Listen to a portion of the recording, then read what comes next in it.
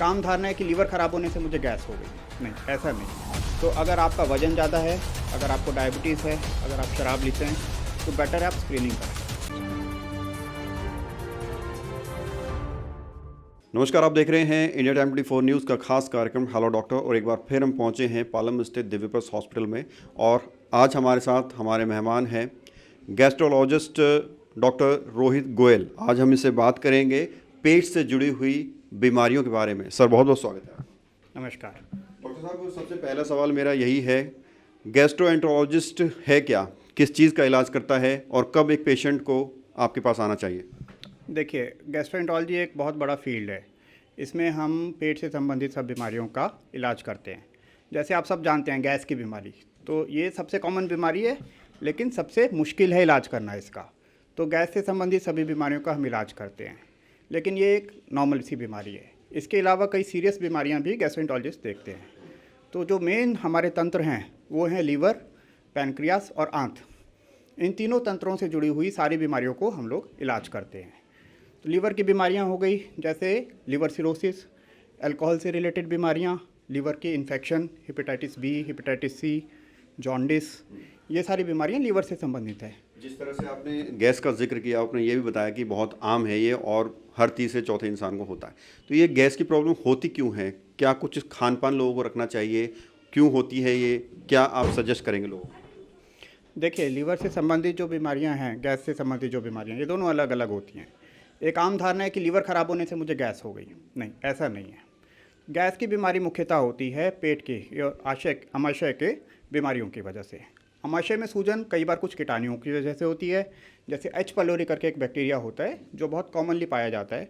और H pylori infection होने से कई लोगों का पेट में दिक्कत होती है, जिसको हम डिस्पेप्सिया बोलते हैं, या नॉर्मली पेट खराब होना या गैस बनना बोलते हैं। ठीक है। इसके अतिरिक्त खान पान, शुगर की बीमारी और आपकी आदतें जैसे धूम्रपान, शराब का सेवन, ये सब चीज़ें इसमें कंट्रीब्यूट करती हैं। ये सब चीज़ों का इनमें हाथ रहता है। तो बेसिकली लोगों को अपना खान पान सही करना पड़ेगा और एक्सरसाइज, योगा वगैरह ये सब करना पड़ेगा। बिल्कुल। देखिए, आजकल हमारा लाइफस्टाइल खासतौर से कोरोना के बाद इतना ख़राब हो गया है कि गैस की बीमारियां बहुत कॉमन हो गई हैं। ठीक है। हमारी फिज़िकल एक्टिविटी रही नहीं है, खाने का टाइम नहीं रहा है, लोग अपने हिसाब से जंक फूड बहुत ज़्यादा लेने लग गए हैं। पुराना जो भारतीय खाना है वो लुप्त होता जा रहा है, वेस्टर्नाइजेशन हो रहा है खाने का। ये सारी चीज़ें कंट्रीब्यूट करती हैं आपके गैस की बीमारियों के लिए। डॉक्टर रोहित, हमने एक अल्सर नाम की बीमारी के बारे में सुना था, क्या ये भी पेट से संबंधित है और इसका ट्रीटमेंट क्या है? जी बिल्कुल। तो अल्सर जो होता है, जो हम नॉर्मल अल्सर बोलते हैं, उसको पेप्टिक अल्सर बोलते हैं। पेप्टिक अल्सर का मतलब है कि अगर आपको एसिडिटी है और आपने उसको इग्नोर किया, लंबे टाइम तक एसिडिटी बनी रही, तो पेट में जख्म हो जाते हैं। जब जख्म बन गए तो वो पेप्टिक अल्सर डिजीज़ या अल्सर की बीमारी नॉर्मल भाषा में बोला जाता है। इसमें तीन मुख्य चीज़ें होती हैं। अगर अल्सर बड़ा है, आपको ब्लीडिंग होगी, खून की उल्टी आ सकती है, लैट्रिन में खून आ सकता है। ठीक है। दूसरा, पेट में कई बार अल्सर की वजह से सिकुड़न आ जाती है, जिससे आदमी को बार बार उल्टियाँ आ सकती हैं, वजन कम हो सकता है और पेट में दर्द हो सकता है। ठीक है। ये सारे लक्षण अल्सर के हो सकते हैं। तो इसका ट्रीटमेंट क्या है? तो पहले आप डॉक्यूमेंट करेंगे एंडोस्कोपी करके कि अल्सर है नहीं है। अल्सर अक्सर, मैं जैसे बताया था, एच पाइलोरी कीटाणु की वजह से होता है। उसके लिए आप साथ में टेस्ट करते हैं। अल्सर की दवाइयाँ चलती हैं, 6 से 8 हफ्ते में ज़्यादातर अल्सर ठीक हो जाते हैं। सर्जरी की नौबत भी आती है? आज की डेट में एंडोस्कोपी के जरिए ही हम लोग ब्लीडिंग और पेट की रुकावट को खोल सकते हैं। सर्जरी की नौबत 1000 में से एक मरीज में आती है। ज़्यादातर मरीजों में बिना सर्जरी के काम चल जाता है। अगर लेकिन अल्सर को आप इग्नोर करोगे, अल्सर फट जाता है, परफोरेशन हो जाता है, तब सर्जरी की रिक्वायरमेंट रहती है। डॉक्टर साहब, जिस तरह से आपने लीवर का भी जिक्र किया, लीवर में हमने सुना है कि पहले फैटी लीवर होता है, फिर चांसेस और ज़्यादा सिरोसिस तक ये पहुंच जाता है। तो इस बीमारी से लोग कैसे बचें और फैटी लीवर होता क्यों है? देखिए, फैटी लीवर का सिंपल मतलब है कि लीवर में चर्बी आ गई, लीवर में फैट आ गया। इसके मैं बोलूँगा 4 मुख्य कारण हैं। पहला, शराब। दूसरा, lack of exercise, physical inactivity. तीसरा, शुगर के मरीज़। तो शुगर के मरीजों में ये बीमारी ज़्यादा पाई जाती है। ठीक है। चौथा, कुछ जेनेटिक कंडीशंस या मेटाबॉलिक कंडीशंस जिसमें लिवर में फैट इकट्ठा होता है। तो इन सब ग्रुप्स में, इन सब लोगों में आपको लीवर का ख्याल रखना पड़ेगा। एक बेसिक लीवर की स्क्रीनिंग इन लोगों को करा लेनी चाहिए, और जहाँ भी लीवर के कुछ लक्षण मिले, अपना टाइम रहते एहतियात और इलाज लेने से बीमारी रुक सकती है। सिम्टम क्या कुछ रहते हैं कि लीवर में कुछ प्रॉब्लम आए तो सिम्टम क्या कुछ आएंगे कि डॉक्टर के पास आना चाहिए और टेस्ट कराना चाहिए? नहीं, देखिए, अनफॉर्चुनेटली सिम्टम्स नहीं होते हैं। तो अगर आपका वज़न ज़्यादा है, अगर आपको डायबिटीज़ है, अगर आप शराब लेते हैं, तो बेटर है आप स्क्रीनिंग कराएं। आप अपना एक अल्ट्रासाउंड कराएं, लीवर फंक्शन टेस्ट कराएं, कोई दिक्कत लगे तुरंत डॉक्टर से मिलें।